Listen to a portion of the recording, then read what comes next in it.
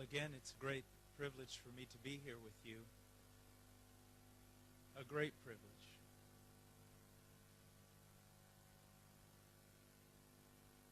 When we think of all that must be done in the church, we think of all the great need that there is in the world. We look at ourselves in the mirror. We seem powerless to affect any change. And in fact, we are.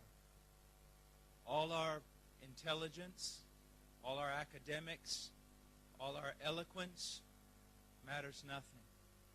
There is a mountain that stands before us that cannot be moved by the arm of the flesh. I wish in my own life, and I wish in yours, that for once and for all, we could put away all confidence in the flesh. I do not wish that we would be strong. I wish that we would be weak. That we would all come to a point in our lives when we realize that we can't breathe apart from the power of God. I would pray even that in God's providence, He would work weakness into our lives, no matter the cost. Whether it be trial, whether it be pain, whether it be affliction or persecution, it doesn't matter. Whatever it takes to work weakness into our lives so that we would seek Him and be filled with Him. There's so much that I would like to say today, so much. And I'm going to try to touch on several things that must be a part of the life of the man of God, of the woman of God. Mark chapter 1. Before we read our text, a famed psychologist once said this: busyness and hurry are not of the devil.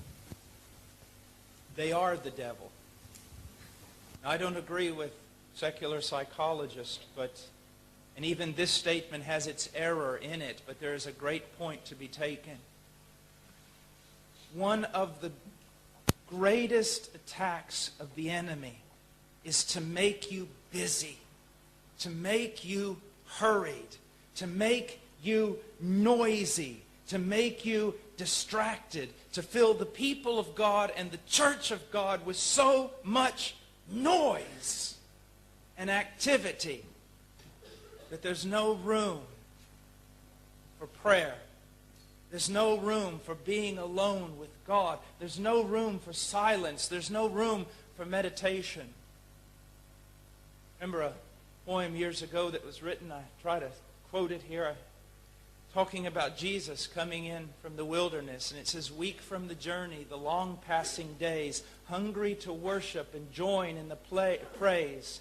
But shock met with anger that burned on his face when he entered the wasteland of that barren place. Talking about Christ coming in from the wilderness and then going into the temple in hopes to find praise in prayer, but only he finds noise and barrenness.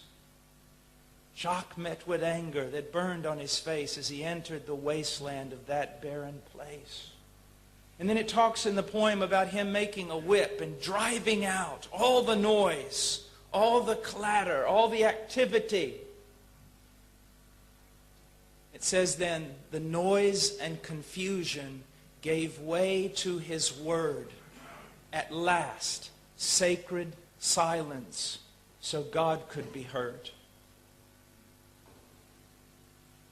Conferences like this are wonderful. Meeting together and challenging and encouraging one another, it's wonderful. It is a part of the will of God and the work of God.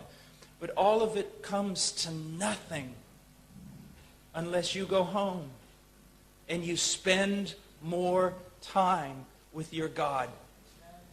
You spend more time with Him.